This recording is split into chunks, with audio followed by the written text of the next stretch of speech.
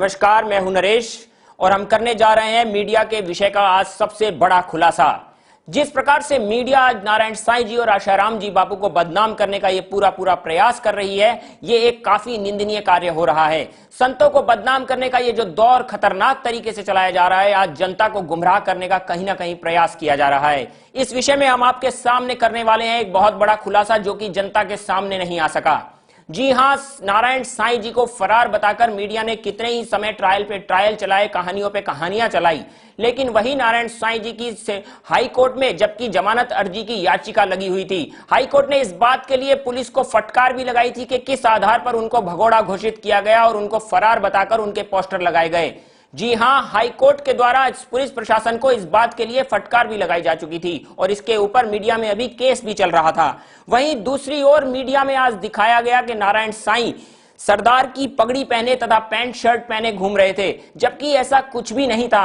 नारायण साईं जी को जब media police द्वारा लाया गया तो नारायण साईं जी केवल सफेद कपड़ों में ही थे। आज एक संत की छवि को बदनाम करने का किस प्रकार से प्रयास किया जा रहा है, ये एक बहुत ही खतरनाक तरीके से जनता को गुमराह करने का प्रयास हो रहा है।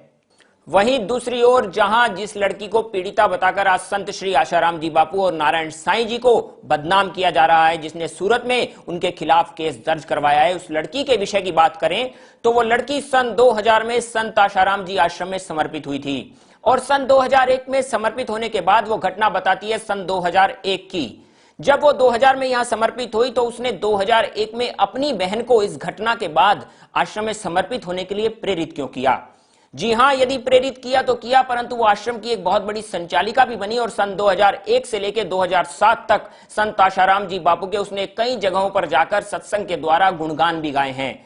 जहां संत आशाराम जी बापू के साथ वो घटना बताती है 2001 की, तो 2007 तक उन्होंने संत आशाराम जी बापू का गुणगान क्यों गाया और कई लोगों को आश्रम में समर्पित होने के लिए प्रेरित क्यों किया? जब किसी लड़की के साथ ऐसी घटना होती है और वो और लोगों को भी आश्रम में समर्पित होने के लिए प्रेरित करती है तो उसकी बातों में कितनी सत्यता होगी वो आप स्वयं देख सकते हैं। वहीं दूसरी ओर सन 2013 में भी ये लड़की अपने पति के साथ नारायण साईं का दर्शन करने आई थी। जब सन 2013 में ये नारायण साईं का दर्शन करने आई और उनकी आरती भी करी और उनको प्रणाम किया, तो जब किसी के साथ ऐसी घटना हो और वो उसी व्यक्ति के पास जाए और उनको प्रणाम करे और उनके हाथ जोड़ के नमन करे, तो ये कहां तक उचित हो सकता है कि वो लड़की के साथ ऐसी घटना घटी और बाद में वो उसी व्यक्ति के पास जा रही है? जनता के लिए सोचने का ये सवाल खड़ा हो जाता है। इसी विषय में आश्रम के प्रवक्ता उदय सांघानी ने मीडिया के साक्षात्कार में किया इस केस के विषय का सबसे बड़ा खुलासा। वो जो भी कानूनी प्रक्रिया है हम उसमें सहयोग करेंगे और अभी तक हम कर भी रहे थे। और जहां तक ये इस तरह से बात आ रही है कि भगोड़े घोषित करना और ये सब जो बातें थी, तो भगोड़े घोषित करने वाली बात पर भी हमने चैलेंज किया हुआ था हाईकोर्ट में और हम जो भी कर रहे थे कानूनी प्रक्रिया के अंतर्गत ही कर रहे थे। 6 तारीख को FIR लॉन्च हुई थी, कंप्लेंट लॉन्च हुई थी और हमने इमीडिएटली 11 तारीख को हमने एंटीसिपेटरी बेल सूरत के कंसर्न कोर्ट में हमने फाइल कर दी थी। तो हम कोई भाग नहीं रहे कानून से, हम कानूनी प्रक्रिया के अंतर्गत रहकर ही हम कर रहे हैं। एंटीसिपेटरी बेल की सुनवाई ही अगर 1.25 महीने 1.5 महीने तक चली और उसके बाद में उसका जो निर्णय आया और अल्टीमेटली रिजेक्ट हुई, that is the hard fact. तो उसको भी हम आगे हाईकोर्ट में चैलेंज करने का हम प्लान कर रहे थे, क्योंकि हमें लग रहा है कि कहीं ना कहीं हमारे विरुद्ध में षड्यंत्र चल रहे हैं काफी सारे और हम निर्दोष होते हुए भी हमें फंसाया जा रहा है इस मामले में। अभी जो सूरत की पीड़िता जो कह रही है वो घटना कह रही है 2001 की, 2002 की, ये सब घटना घटी उसके साथ में और वो सब है। उसके बाद भी वो कई सालों तक आश्रम में रही है और उसका कहना है कि भाई दबाव था, प्रेशर था। ठीक है, तो आश्रम से चले जाने के बाद में तो उस पर कोई प्रेशर नहीं है, उसके बाद तो उसके पर कोई दबाव नहीं है। फिर भी 2013 इसी साल में वो अपने पति के साथ में पूज्य नारायण साईं जी के दर्शन करने आई हुई थी। बारडोली में कोई मंदिर की प्राण प्रतिष्ठा थी, शिव मंदिर की, वहां पर साईं जी पधारे हुए थे, तो उसके हस्बैंड उसके फैमिली के साथ में वो वहां पर दर्शन करने आई थी। इससे स्पष्ट पता चल रहा है कि ये सारा षड्यंत्र चल रहा है और ये सब झूठी बातें हैं जो हमारे विरुद्ध में फैलाई जा रही है। और हम तो पिछले 5 सालों से कह रहे हैं कि हमारे विरुद्ध में किस तरह से षड्यंत्र चले जा रहे हैं। अभी एक मीडिया में एक भोलानंद ने बाइट दी थी कि भाई वहां जम्मू आश्रम में वो रहता था पिछले कई सालों पहले, तो वहां पर लोगों को मार के और बच्चों को मार के वहां पर गाड़ दिया जाता था। अभी भी अगर वहां पर खुदाई की जाए जम्मू आश्रम में तो वहां से कंकाल मिलेंगे। ये मीडिया में स्टेटमेंट देने के बाद में वो बॉम्बे है अभी फिलहाल, था उस समय पर, और वहां से वो जम्मू में अपने किसी परिचित को फोन करके बोल रहा है कि भाई तू वहां पर कंकाल फेंकवा दे, मैंने वहां पर इस तरह से बाइट दी है। तो वो जो उसका फोन था उसको रिकॉर्ड करके पुलिस में कंप्लेन कर दी गई उसके विरुद्ध में, और उसको पुलिस ने अरेस्ट किया। उसकी 3 बार रिमांड एक्सटेंड हुई, और उस रिमांड में उसने खुद ने स्वीकार किया कि आश्रम के विरुद्ध में कौन कौन षड्यंत्र कर रहे हैं, किस तरह से कर रहे हैं, ये सब लड़कियों को खड़ा किया जा रहा है, कैसे किया जा रहा है, वो सारी बातें उसने कबूल की है जम्मू कोर्ट में। तो अगर जम्मू कोर्ट से, जम्मू की पुलिस से अगर वो सारी डिटेल मंगाई जाए तो ये सारा षड्यंत्र का पर्दाफाश हो सकता है, और हम निर्दोष होते हुए हमको फंसाया जा रहा है। मीडिया और प्रशासन के द्वारा की गई इतनी परेशानी तथा इतने झूठे इल्जामों के बावजूद संत आशाराम जी बापू कैसे आज भी स्थित हैं अपनी उसी समता में। जी हां, क्या कहना था नारायण साईं की गिरफ्तारी को लेकर संत आशाराम जी बापू का। जो भी है अब समय सब ठीक कर देगा। सर, जो आरोप लगाए जा रहे हैं, इसी खुलासे के अंतर्गत कैसे मुंहतोड़ जवाब दिया मीडिया वालों को अवधेश कुमार पत्रकार ने। आप और हम दोनों जयंत सरस्वती के केस को देखते और लिखते रहे हैं। मुझे अच्छी तरह याद है जब वो अरेस्ट हुए तो सोना की तस्करी होती है, जमीन का कब्जा होता है। अनुराधा रमन नामक एक महिला आई कि मैं जिमनी लिखने गया, मेरे साथ छेड़छाड़ करना शुरू कर दिए, और आप जानते हैं कि 89 गवाह पलट गए, एक का हाथ और दांत तोड़ करके सच कहवाया गया। तो हमारी पुलिस इसी प्रकार से करती है, और जब राज्य का शव मिल जाता है तो एक स्टेट टेररिज्म हो जाता है किसी के खिलाफ। तो मैं ये मानता हूं कि आसाराम और नारायण साईं पर जो आरोप थे, उन आरोपों में स्टेट टेररिज्म की एक भूमिका है, और पुलिस उस रूप में काम कर रही है। उनकी जगह कोई भी होता तो मैं उसके साथ खड़ा होता, और आगे भी होऊंगा।